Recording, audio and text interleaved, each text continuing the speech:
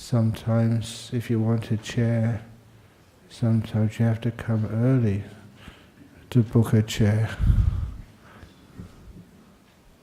That's what I was saying earlier. Years and years ago, this was when I was over in the reception area. I was giving some talks over in Medan, in Indonesia. And one year, so many people came to my talk there, about 3,000 or 4,000. So it caused a traffic jam.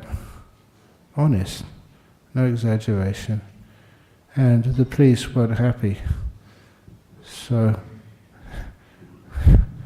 they decided that they were going to sell little tickets. But you don't sell Buddhism.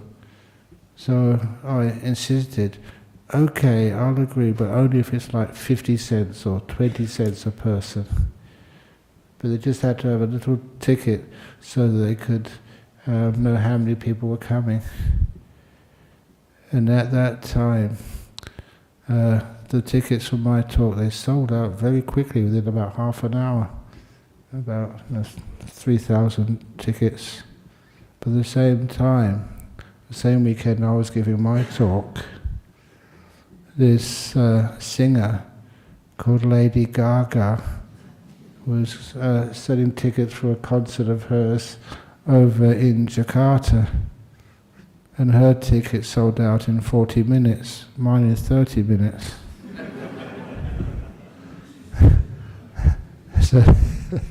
So that's when they said, Ajahn Brahm, you are more famous than Lady Gaga.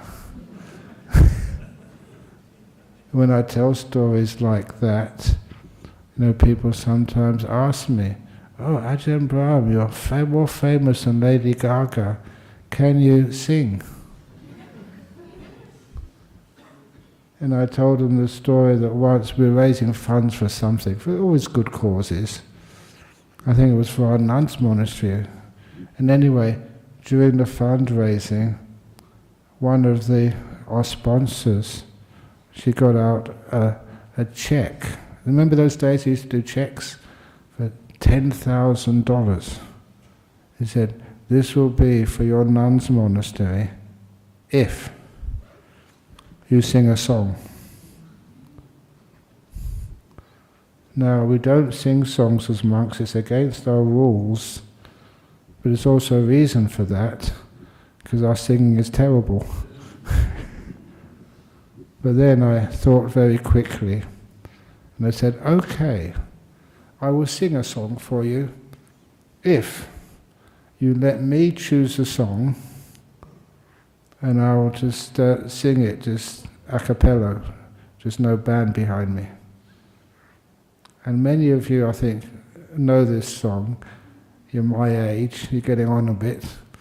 And so I said, the song I'm going to sing is from this famous US group called the Beach Boys. Was it Beach Boys? No, it wasn't Beach Boys, sorry. It was Simon and Garfunkel. The Sound of Silence.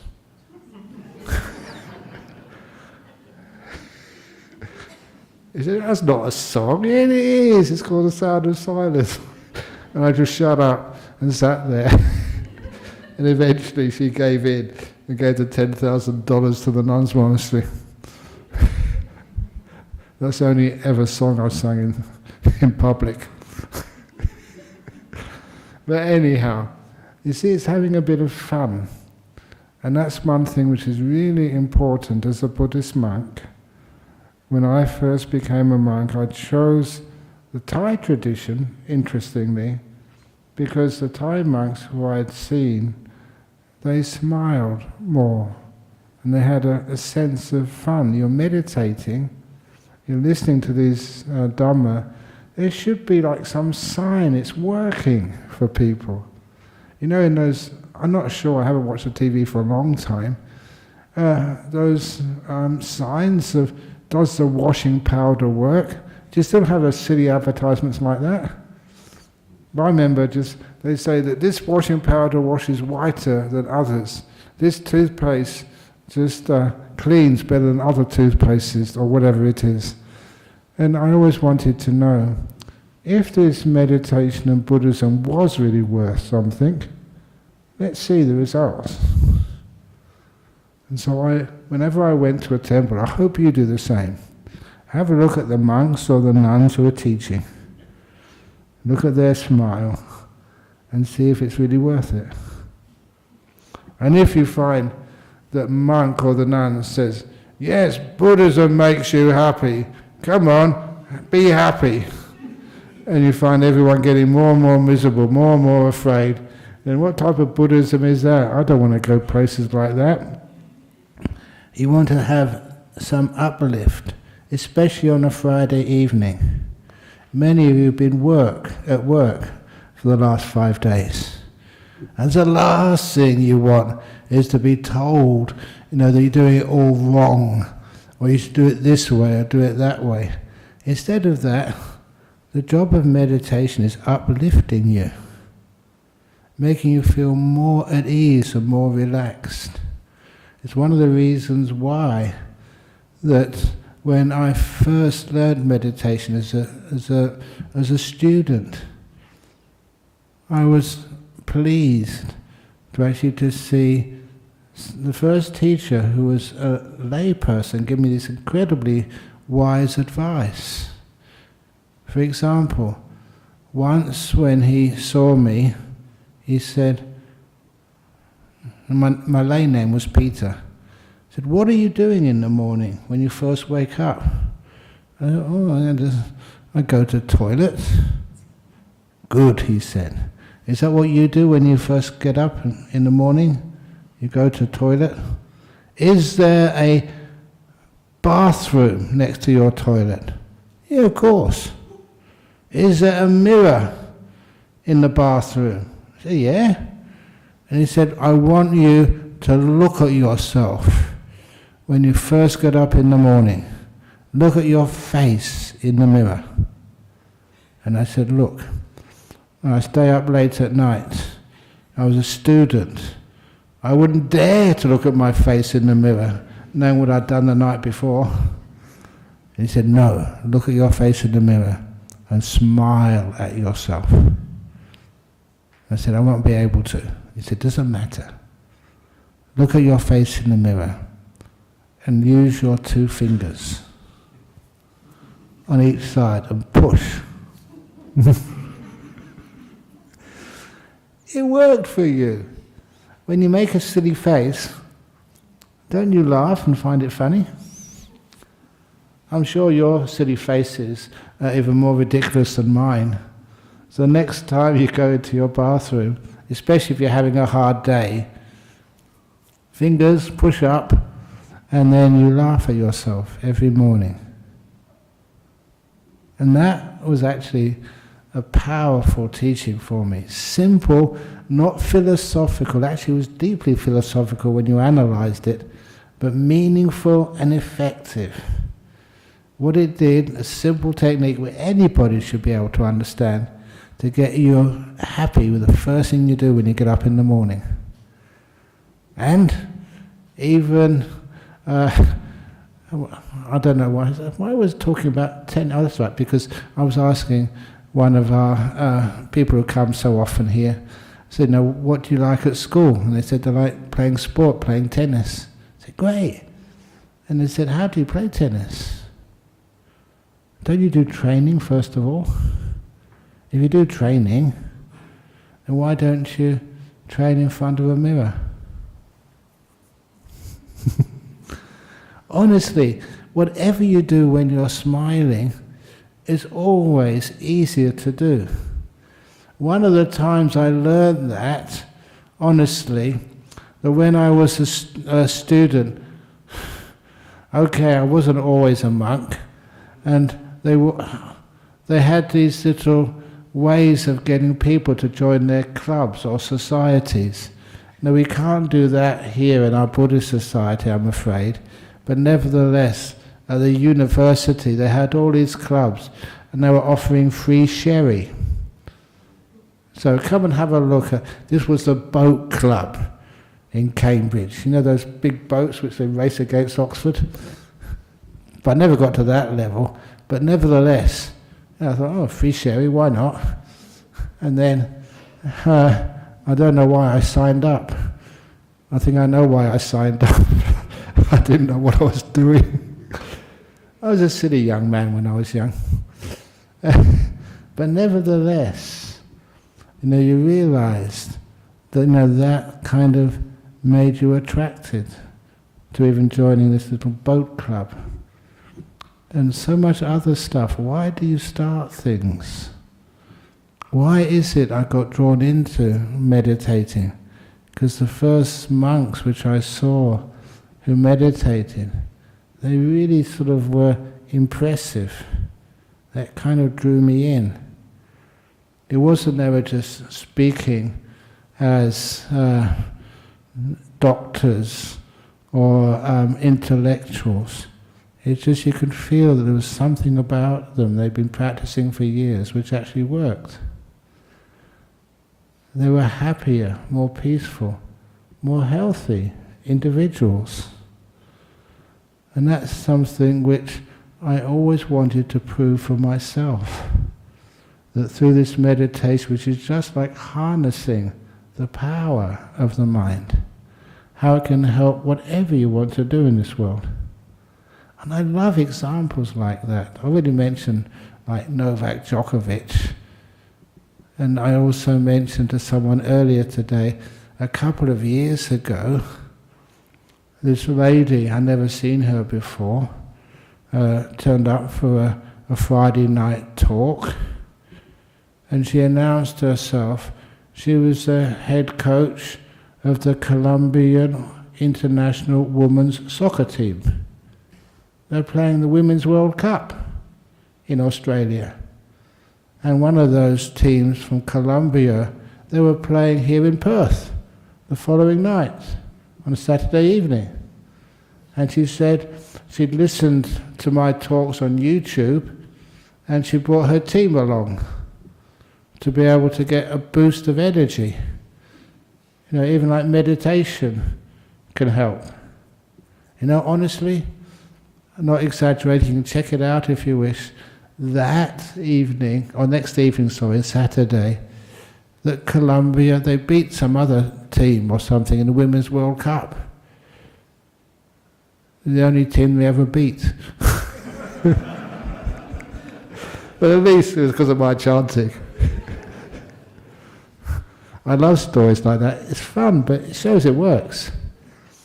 Even, I'm telling this story now, all the Sri Lankan people know this story. I was in 98 or something? 98 or something, yeah. I think, you can correct me in a moment. That was when the Sri Lankan cricket team came to Perth, and they were playing the Australian cricket team. How many of you here know cricket? Only one, my goodness. We're all the Sri Lankans. I once gave a talk in Adelaide at the Buddhist temple there. Hardly anyone came. Because the same night there was an international cricket match between Australia and Sri Lanka. And people said, we should have checked first of all, because no one came to my talk. They were just watching the cricket. But anyway, this particular occasion, it was half-time on a Saturday, not half-time, the lunch break. That's when the Sri Lankan team were doing really terribly against Australia.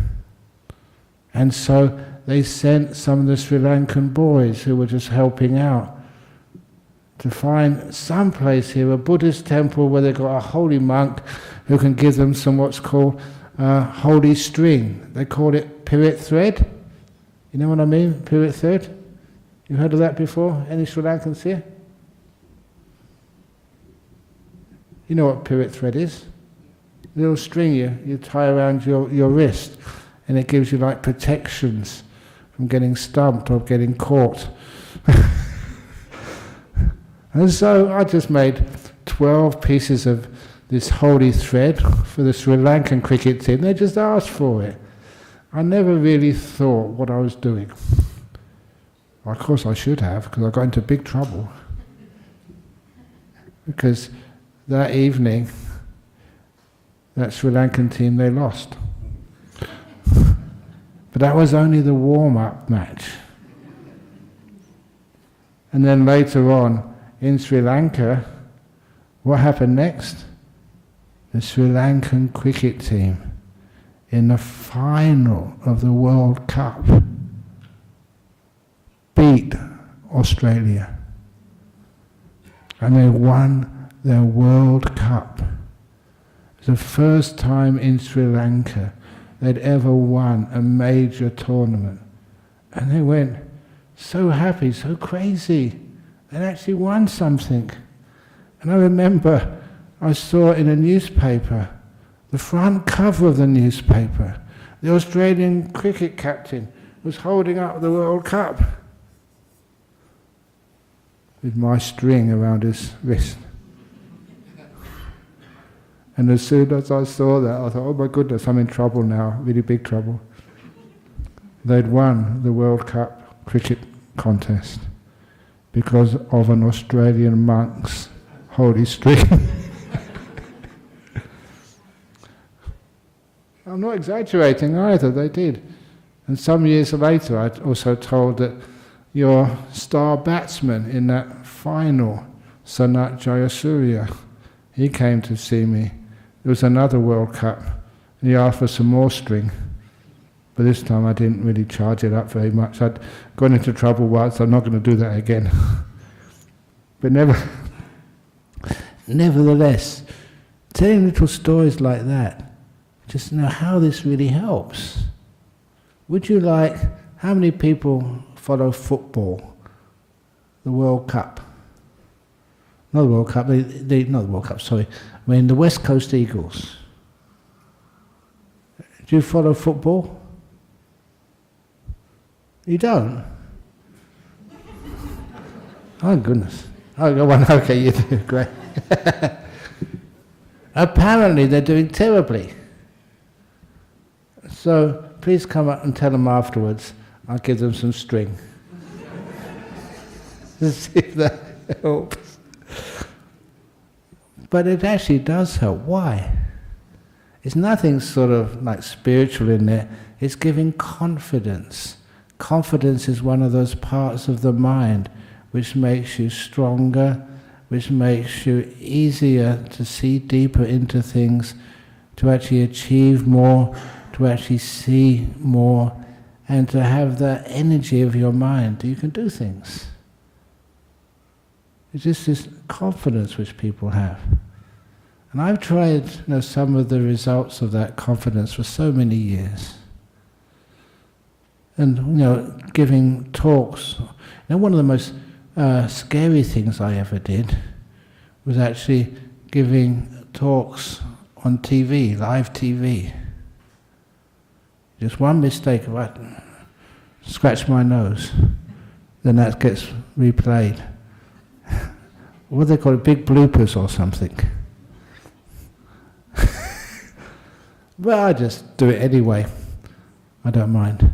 But sometimes, like for example, I remembered in the hot weather here in Perth, I was giving a talk about meditation on camera, and here in the main hall. And many of the talks which are loaded on YouTube just get loaded and they go around the world. And this time I was teaching people about what to do if you're meditating and a fly comes and lands on you. You know the blowflies we have in the summertime? And I don't know why it is, but they always land just under your nose. And a lot of times they go exploring. But this particular fly, well actually I taught people beforehand, look, it's only a fly, it's not dangerous. So if they land on you, just leave them alone. And I just said that. So when one actually landed on me, I thought, oh my goodness, I'm in trouble now. Someone will watch me, the camera's watching me anyway. Because what I usually do, go and blow it off. But I couldn't do that now. So I got some insight. This fly landed on my nose. It didn't go up my nose. it went around.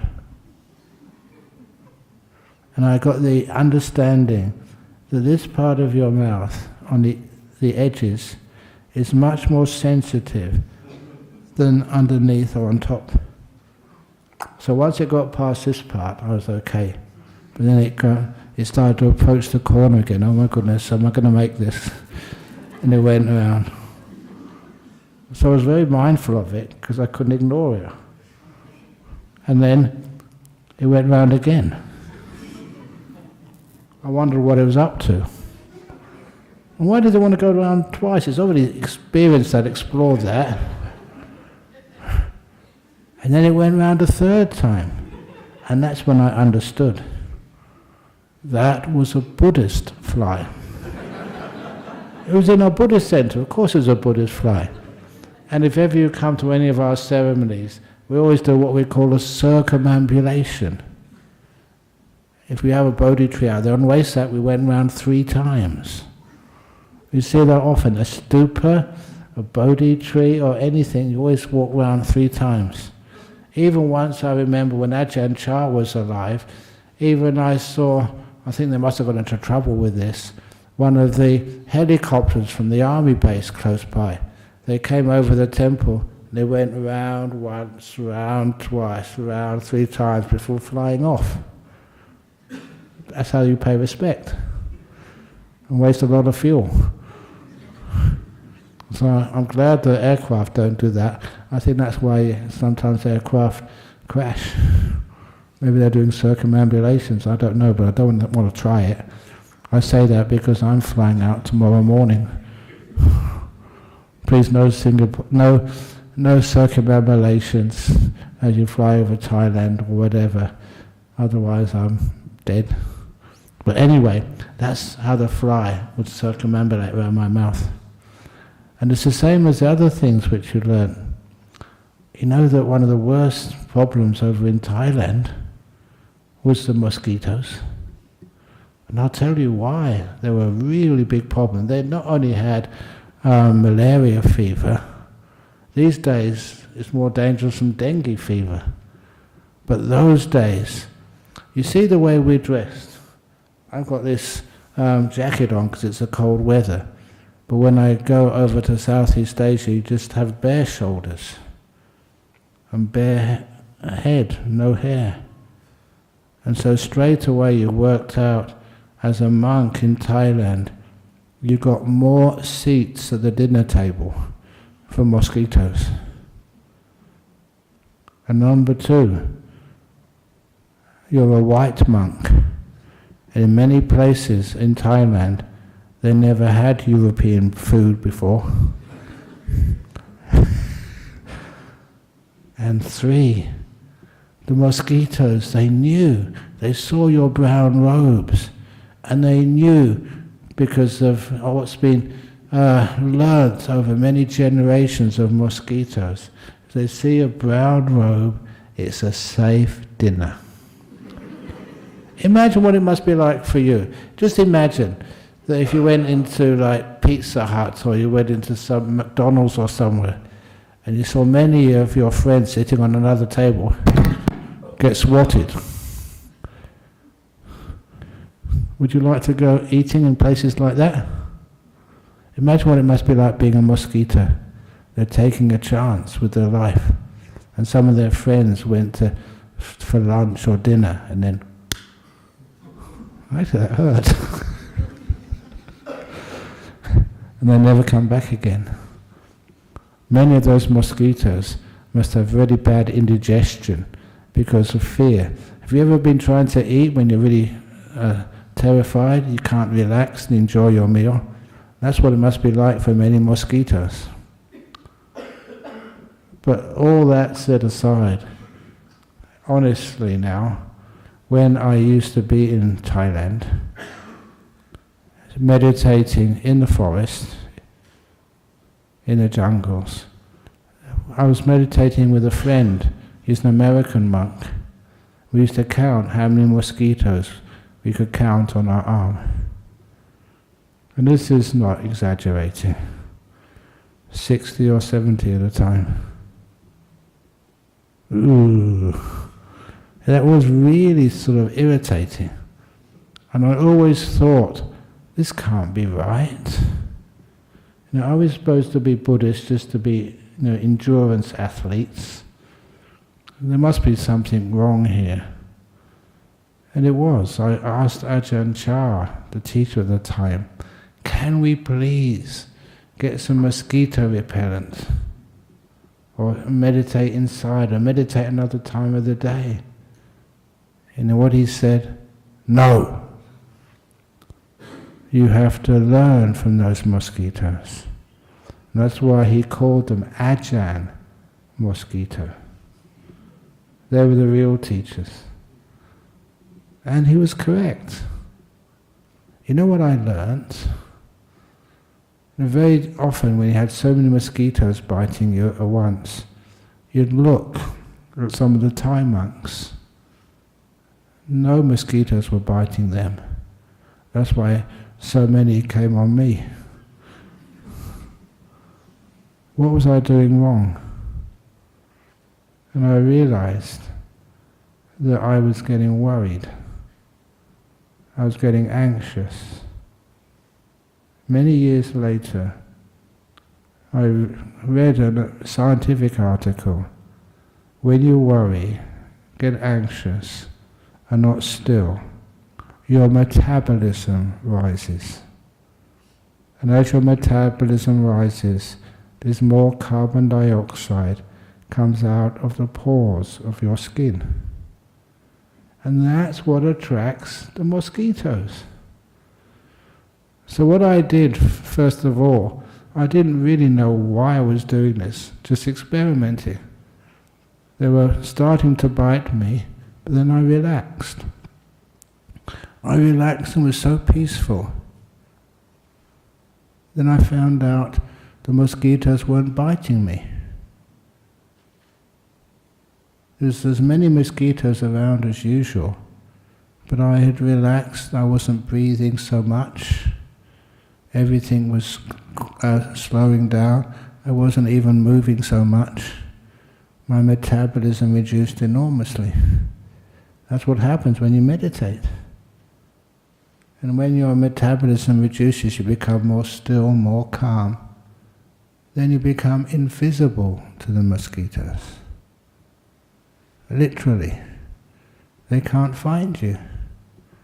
So I remember just after trying this and finding how it worked, it was the mosquitoes who taught me not to mess around when I was meditating. I had about 5 or 10 minutes to get still. And if I got still, I could meditate very peacefully and happily, and no mosquitoes would land on me. I look at my skin afterwards and there's no little bumps of mosquito bites. And I didn't feel guilty, because all the other monks got many more bites. It was just understanding how they were helping me relax and be peaceful. So often we worry, and that causes us difficulties. Just like a few people have asked me to do chanting for them for exams. Do you like exams? Why not? To me, doing an exam was just like going and having a game of soccer or a game of tennis or someone with a friend of yours. It's just a little competition. Don't take it too seriously. It was other people made me feel that I should pass exams. I know I get into a lot of trouble with your little kids' parents. I say it's just an exam. It's not important. If you fail the exam, you can still become a monk or a nun. Oh, okay, this is another story which comes up. I love this story. Again, this was in Thailand. There was this young kid, and when he went to school, just the primary school, everyone had to do 4 years at schooling in Thailand. So this little kid went to the school the first year, and the first year he was hopeless. And the teacher, all the other kids in the same class passed and went to grade 2, and he was kept in grade 1 for a second year. And I don't know if grade 1 has changed since I went to grade 1. When I grade 1, you did little stick objects and you painted with crayons or whatever. How can you fail that? But this kid did. So he had to repeat grade 1, the second year. And after 2 years in grade 1, the teacher failed him again. Even after 2 years, he was hopeless. And you think grade 12 is hard? He couldn't even get to grade 2. And so, 2 years he failed. And they tried their very best, but after 3 years at school, they had to fail him again. 3 years he hadn't passed anything. So what happened in Thailand when somebody was so intellectually challenged they can't even pass grade 1? You know where they go? Monastery. They went to the city monastery. And so the teacher there tried to teach the kids how to do some chanting. Like Namo, Tassa, Bhagavato. Do you know that one? How do that? You've heard that? Or Arahang, Samma, Sambuddhassa, we chant that at the end of the talk. This couldn't even do that. Arahang, that took him about a week to learn that. Arahang, Samma, what was that first word again? Yeah, but he couldn't even learn that. So after a while, even at the city temple, they couldn't sort of know what to do with him. So you know where they go, where they can't pass a grade at school, and they cannot survive at a city temple. Where do they send them? Forest monasteries. That's where I live. That's where you live as well. Is that how you came to Bodhinyana Monastery?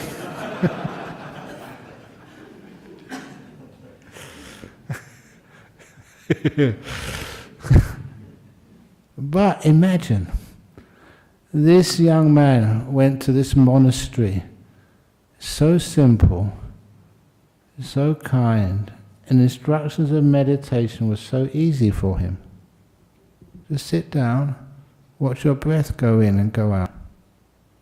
He didn't have all this wandering thoughts. He didn't have all of this worry about the past or the future.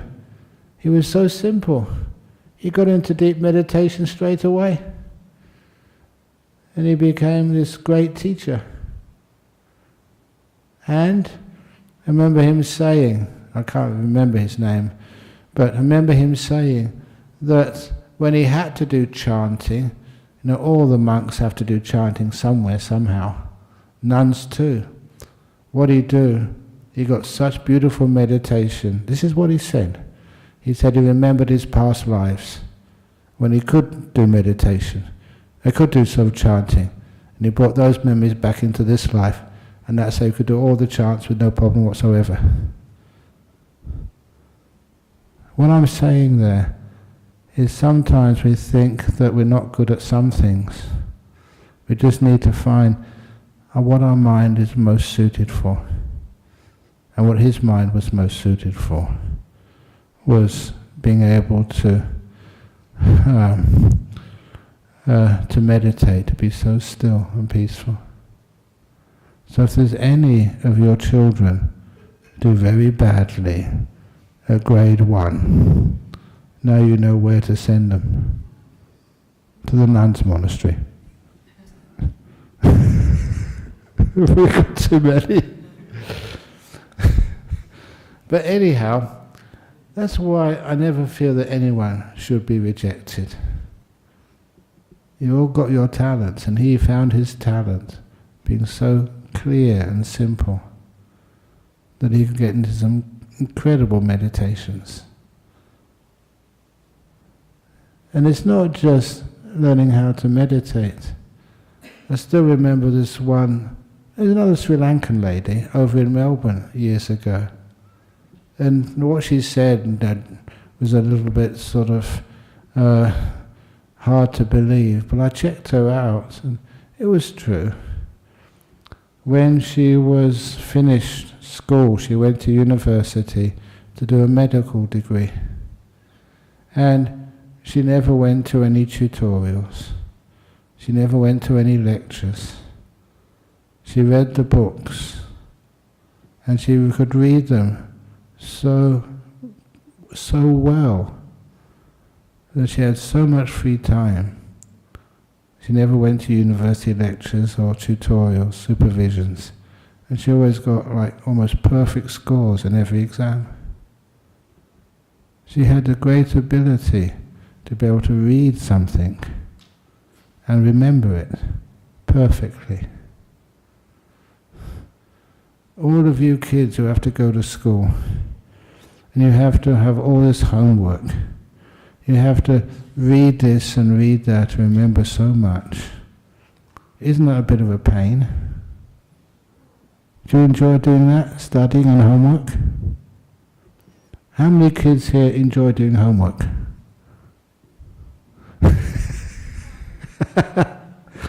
There's a few kids here. But this lady, she would just read with a quiet mind. She was a great meditator. Because she read with a quiet, great mindfulness, great peace, whatever she read, it went straight in. She didn't try to remember it. It was recorded. It's just like people who have memories of traumas in life. When you remember the things which you can't forget, why is it that they are almost indelibly ingrained into your mind? The reason is because at that time, often it's because of danger or fear, but other times it's other things which are happening. You're perfectly still. There's no static coming in. There's no noise. And you can remember so easily. And there's a few times in my life you can remember so easily what was said, when it was said, how it was said. And I remember just how you could use experiences like that to do well at school without any effort. You didn't have to try to remember things. You just sat, read, you can remember the whole lot easily. So that's actually one of the things which I like teaching people when they're doing like year 12 exams, how easy it is to pass exams with no effort. And even at one time, and I do all sorts of interesting things in my life as a monk. One of those things which I do, I love doing like interfaith work, trying to get those bridges between different understandings of spirituality, peace, kindness, love. And one of those times I remember just talking with this person. I met him over in the cancer support group over in Cottesloe. He was working there and he was impressed with what I was doing. And so he asked me to go to his school. In his school he was a Jewish minister, a Rabbi Bernstein. I still remember him, Moshe Bernstein. And one of the reasons I always remember him was because he was a rebel. He told me when we were just discussing things, he said, "No, I believe in rebirth too." I thought, "But you're a rabbi, a Jewish person. You're not supposed to believe in rebirth." He said, "But I do." And then I checked him up with one of the head rabbis in Perth. And he said, "No, Jewish people don't believe in rebirth. But Rabbi Bernstein does." "Oh yeah, him." He was a rebel, thought for himself. And I kind of like people like that, rebellious. They're not just following what other people do. They look for themselves and see deeper. They don't follow the norm. They see much more deeper than that. And I remember that when I was telling the story earlier about this fellow, that I'll come back to the Jewish school in a few moments, that when I was telling the story, that one of the places which I visited many years ago was over in Canada. And I love Canada. It's just such a, please excuse me, like a non-American state. It feels so much welcoming there, I must admit. And when I went there, it was in Dalhousie University in Halifax. There was a Sri Lankan lady there who was doing amazing work on just, actually how plants die. What actually is it which terminates the life of a plant? And anyway, her vice-chancellor there, he was a physicist, so they invited me to just have a little chat. And then I just noticed, I think the slogan, the name of their university, had just had some sort of Latin name or something. And I said, that's not a really inspiring name. Why don't we change the name to the old slogan, where everybody thinks the same, where everybody thinks the same, no one thinks at all. And I kind of like that, rebelliousness of that. When all people think exactly the same, we're not taking the truth, our understanding of the world and nature, any deeper. And that's why a lot of times in the Buddhist practice, especially meditation, we see things we never expected to see. It's not thinking the same as others, it's seeing far more deeper. And that's where this, even a Jewish guy, the Rabbi Bernstein, he was just not thinking outside the box. He was innovative. And he said, no, this is how I understand things. Rebirth is. And he was very clear on that. So, but anyway, when I went to their Jewish school to help him out, because their school was doing terribly in the exams, in the year 12s, they were expected to do really, really, really badly. So they wanted the Buddhist monk to come and help. I come and help everybody, wherever I can. And sometimes that's why I get exhausted. I'm surprised I'm still alive, all the work I've done. That's why when people ask me, so how are you, Ajahn Brahm? My usual saying? Overworked and underpaid. Is that true, ops manager? She's laughing. Well, that's how I like it. But anyway, when I went over there, I taught them how meditation can help you easily pass exams. And this is the story which I told, because it was personal. This is how I passed exams. The final exams at Cambridge University in natural sciences. 3-hour exam in the morning, 3 hours. Hour for lunch, another 3 hours in the afternoon. Monday, Tuesday, Wednesday, Thursday, Friday, even Saturday as well. 6 days in a row, one after the other. That was really unfair. But I knew how to pass exams. What I did, after the first exam on something simple like astrophysics of the galaxy, that was one of the subjects, honestly. After 3 hours, it's just like maths. It's like sums, that's what it was. After 3 hours of that, then I went back to I didn't have any lunch. I was a student at the time. Actually, very different than you see today. I was really thin, and I had lots and lots and lots and lots of hair. My hairstyle of that time was what we used to call the donut look. It was really bushy hair all over the top, and where the hair stopped, that's where the beard began. And so I remember my grandmother used to say, "We can hardly see you. Is that you in there?" But it certainly kept my head warm. without needing any beanie or something. So anyway, so I went back to my room after astrophysics of the galaxy, and I never had any lunch. 8 in the morning and evening. Instead of having lunch, I decided to meditate. It surprised me how well it works. You sit down, close your eyes, and you've just done an exam which is supposed to define your life. You pass, and then you sort of, you get a degree, you don't pass, and then you're stupid. I wish I'd have known I was going to become a monk. Honestly, I would have even tried. But I never knew that at the time. So anyway, so I tried my best. But what I did was, after sitting down, closing my eyes, the first thing I thought about was the past. How did I do? Did I answer the questions correctly?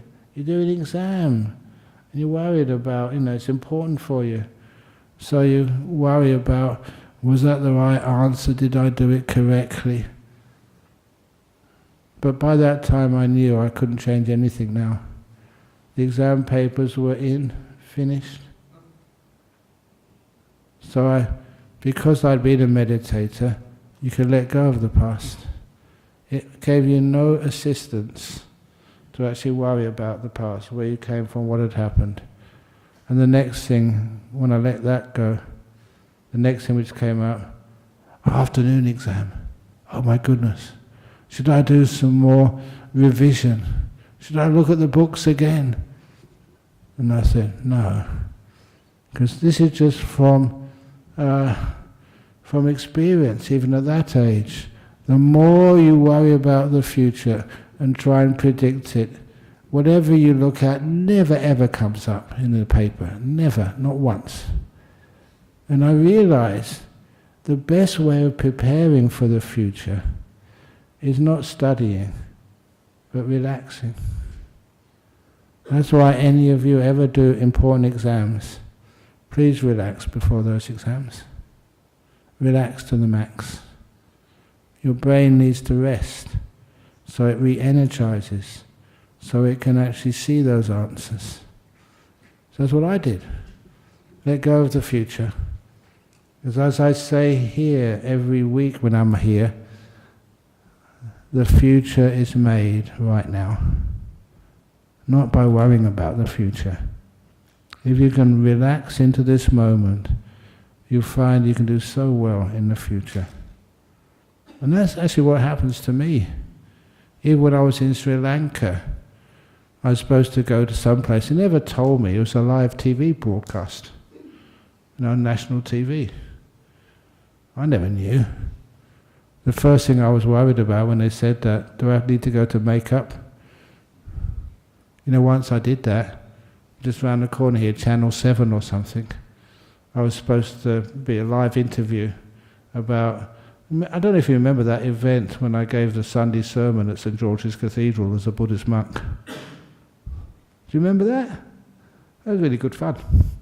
But anyway, they wanted to do a TV sort of news bulletin about a Buddhist monk teaching in a Catholic church. No, not Catholic, Anglican church.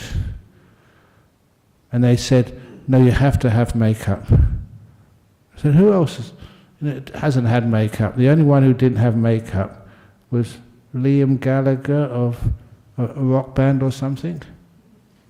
You know who was that? Anyway, some famous rebellious rock star. So I didn't join those ranks. They put makeup on me. And Ajahn Brahm was watching. That was very embarrassing. I'm a monk, and it's also I'm a man. They put makeup on me, oh crikey, don't want to do that again. But the worst thing is when you're in this room and there's a big TV camera on you, and you realise anything you do wrong, that will get recorded. So you have to be very careful. But I always remember all those times, how can you actually perform? It's just learning how to relax and enjoy yourself. And I enjoyed myself, so it came across reasonably well. I still remember another interview which I did in Canada years ago. And it was at one of these temples in Toronto. And afterwards, our president at that time, that was, Dennis, he's not here tonight, Dennis Shepherd, Dennis, Noel. And he was on holiday over in Vancouver. He just arrived in Vancouver and he turned on the TV, and who did he see on the TV? Ajahn Brahm. Oh, crikey, I can't get away from this monk. Come on the other side of the world. But nevertheless, it's how you can perform well. It's just learning how to relax and enjoy the moment. And this is actually how you pass exams. Enjoy. Why not? Easy. And so when I did this, that I went, after just letting go of the past and the future, it's amazing what meditation can show you. I was nervous. I never thought I was nervous, because I was too worried about past and future. I was actually shaking. And once I could see that, it's easy to relax and stop shaking. It's not going to help you. It's not a positive thing when you are just about to do an exam. And the last thing I noticed, the most important part, how tired we all are. That's kind of shocking. That's one of the reasons often when we have retreat centers, I tell people, a lot of times someone, if they want to make a lot of money, buy it like a place like Serpentine Retreat Center, Ajahn Grove, but don't teach meditation. Just have really comfortable beds and call it a sleep retreat, where you can go there and sleep at any time of the day or night, get breakfast, lunch, dinner, whenever you want, and just have nothing to do, but just to relax and recover. Because a lot of us got so much stress, so much is asked of us. We have to perform and we're just so tired. Do you understand what I'm talking about? And if there was like a sleep retreat, not a meditation retreat, not a Buddhist retreat, but a sleep retreat, would you go?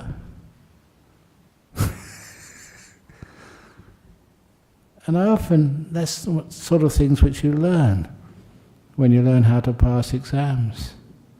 So many kids are just so tired that when they go to the exam room, they're already exhausted. Of course they're not going to do well.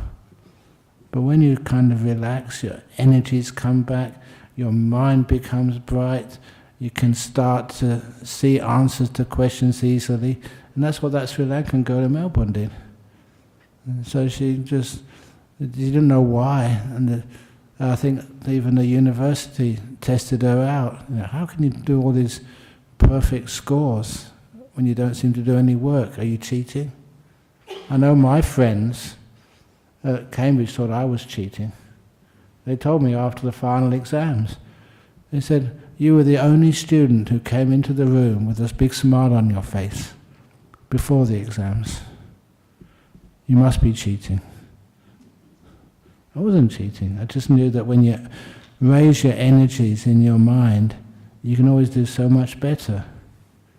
So when you can be happier, whatever job you do in your life, if you smile more, whatever meditation you do, whatever procedure is done on you in a hospital, if you're sick, whatever happens, you always do so much better.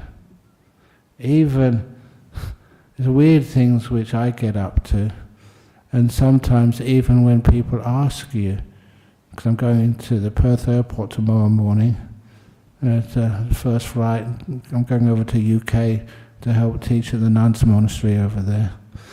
And it's a long flight, but I know that so many times you go through the customs, and they ask you all these interesting questions. And one of those times, when going through the, Perth airport, you go through where you put your bags, through the X-ray machines, and this guy asked me just the usual questions. Sir, have you got, this is my baggage. They say, have you got any sharp objects in your baggage? No. Have you got any liquids in your baggage? No. I mean, he was saying about any hair gel.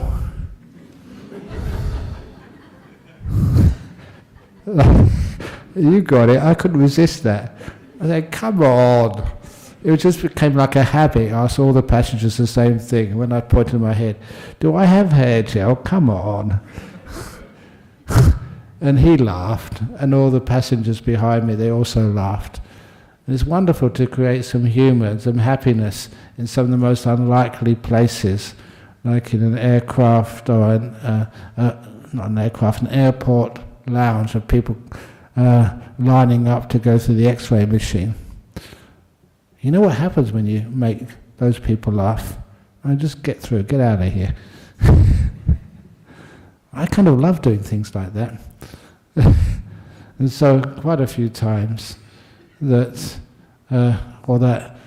customs officer over in the United States in the time of Homeland Security, he looked at me and said, "You're in a robe, sir." I said, "Yes." He said, "What have you got underneath that robe?" Because apparently I do look a bit more gravitas than many other monks. There's a good, beautiful word in Thai for like when a monk puts on weight. The word is somboon. Somboon. They say, Ajahn Brahm, you're very somboon. And that word means like it's appropriate to your meritorious accumulation. So never call me fat. Call me a monk with much merit. But anyway, this guy said to me, "What have you got underneath your robe?" "Is that a suicide belt?" he said. I'm reporting, this is what he said, "A suicide belt?" And I said, no, it's not a suicide belt, it's only fat. And he said, "Same thing."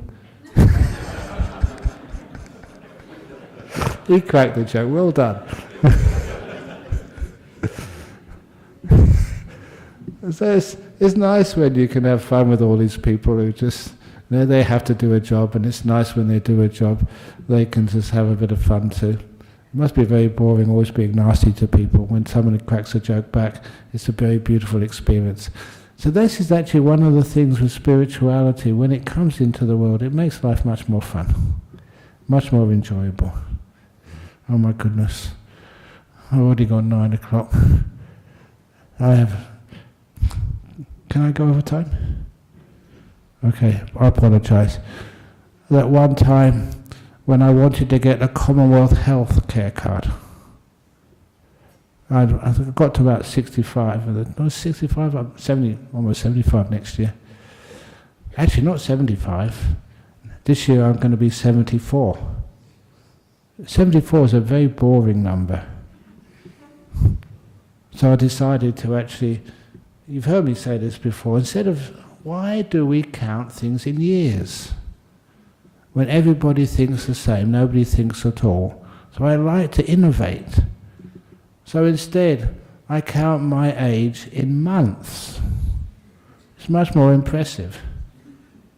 And if you quickly work it out, what is 74 years in months?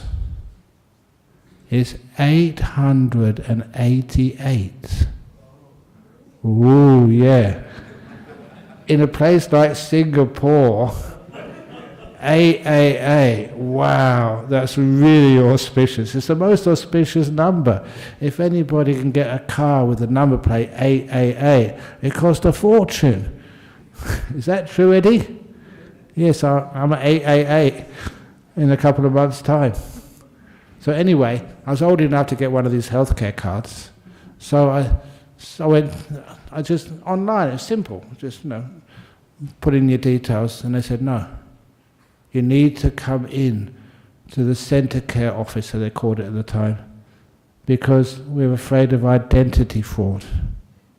I said, I'm not afraid of identity fraud. Anyone who wants to be Ajahn Brahm, you can come next week, because I'll be in the UK, and you can sit here and give a talk. And said, no, this is serious, you have to come in. So I came in, and they said, bring as much ID as you possibly can. And so I came in, and then this lady sat in front of me, senior social work officer, and said, can you prove who you are? And I told her, I'd been a monk at that time about 45 years. I said, for 45 years I've been trying to find out who I am.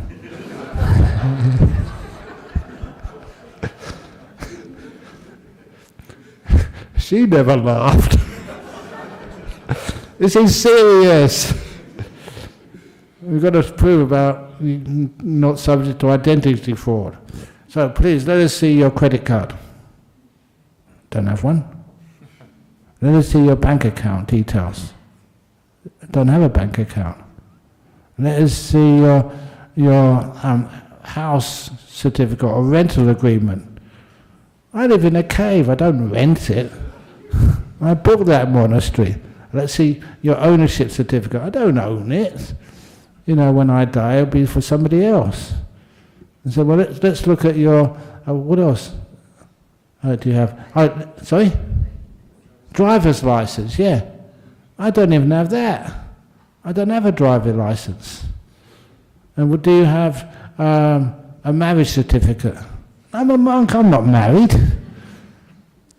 And all the things which define you in our governments today, I don't have. And they said, Ajahn Brahm, she looked at me seriously, said, you don't exist. And I couldn't help but put my hand up and say, sadhu, sadhu, sadhu, the Buddha was right. What job do you do? I just sit here and just have a chat with you. Have you got any qualifications for that? No. There's many places you can see in Perth, like places like Headspace. I've seen that organisation. I would not be able to get a job there. I'm not qualified. You're going to go for this course and that course. Is that true? Would I be qualified to teach at any of those meditation mindfulness groups? No, hopeless. I'm not qualified. It's actually understanding what qualifications are in a totally different way. And I kind of loved that experience. Fortunately, I do have 2 passports. My new one and an old one. No, I have a British passport as well as an Aussie passport. So that's why tomorrow just leave on a Aussie passport and arrive in London on a British passport. So don't need any visas. Yay! It'd be great to have other passports too. If I have too many passports, they'll think I'm a spy. Anyway, as I said, only one more story and I've already gone over. So that's enough stories for now. So anyone got any questions?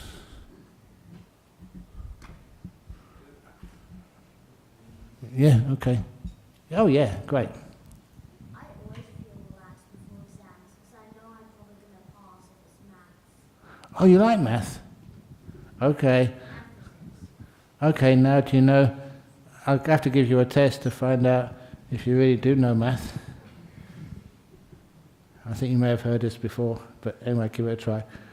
26 sheep in a field. 10 die. How many survive? 16. No, you're no good at math. So sorry. Everybody fails this one. 26 sheep in the field, 10 die. How many survive? I'll say it again, listen carefully. That's an important part of meditation. You've got to be really mindful. 26 sheep. It's my fault. So you can tell that to your math teacher when you go to school. Yeah, that's what I said. That's why they died. They were sick. Okay, I'll try one more for you. Okay. How many seconds are there in a minute? And this is not a trick, yeah. How many seconds in a minute? How many minutes in an hour? Minutes in an hour. Yeah, 60. How many hours in a day? How many days in a year? Not a leap year, an ordinary year. 365. Correct. So if there is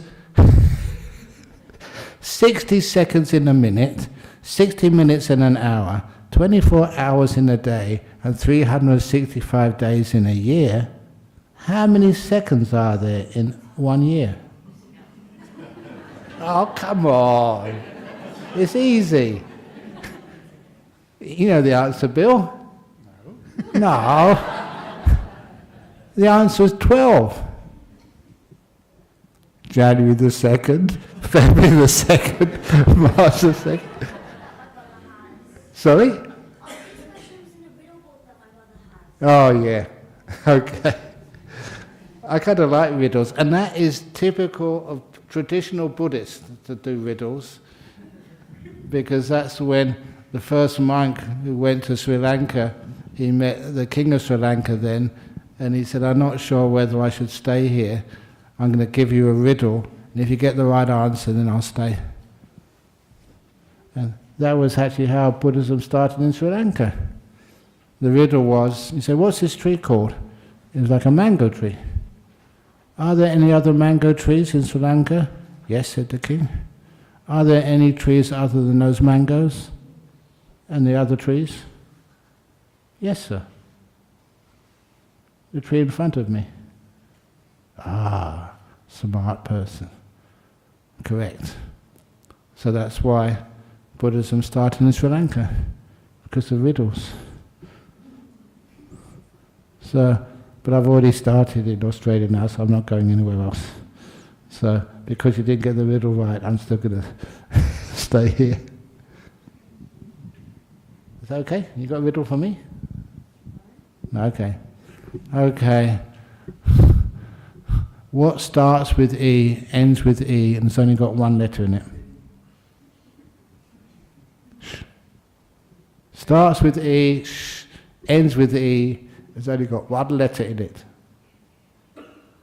Envelope.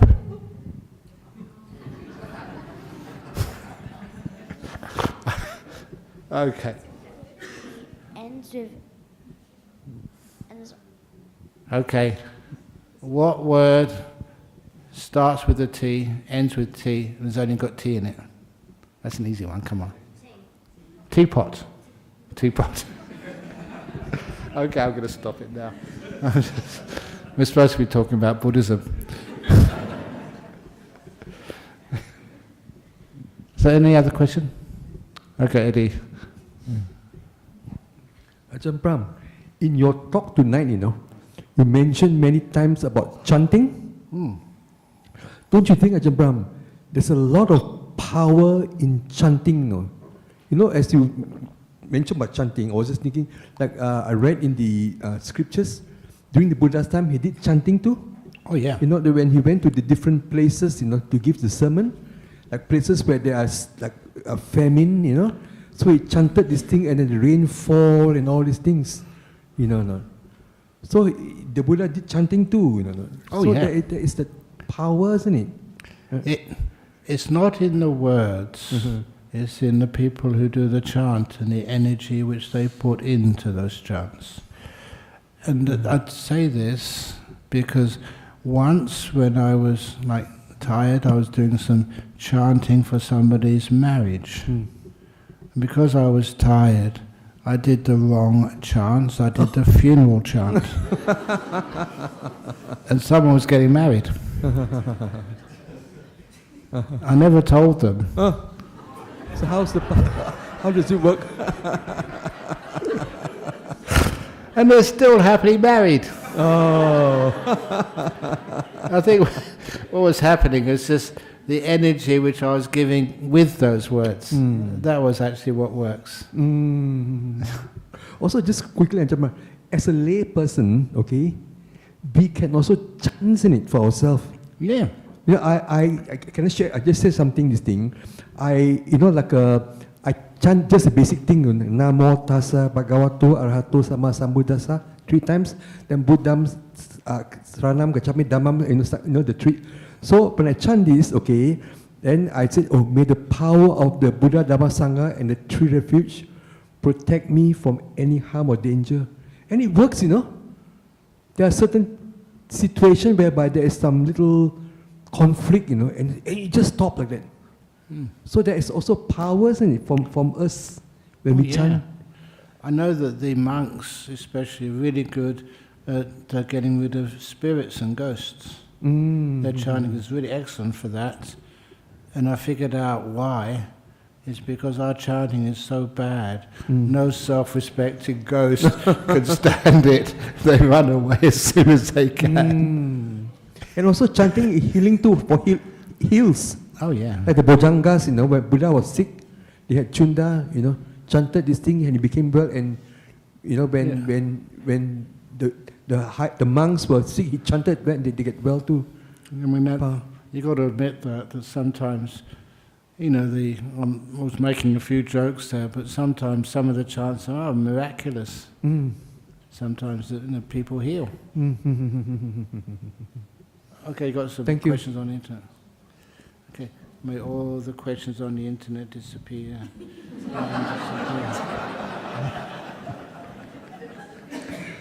No, my chanting's not that good. Okay, from New South Wales.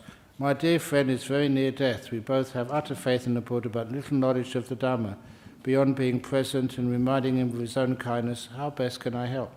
Sometimes even being present puts an emotional baggage on the friend.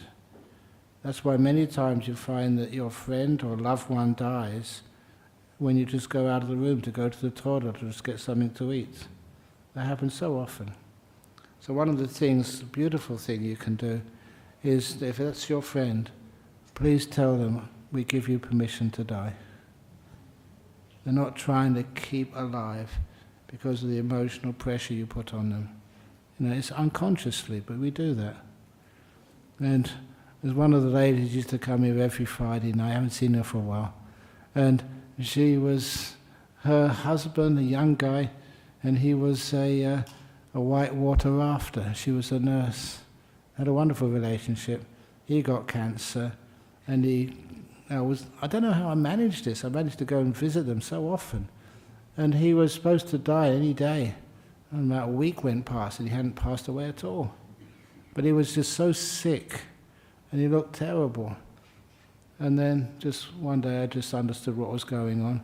And I went to visit and I said, have you given your husband permission to die? And then she understood straight away.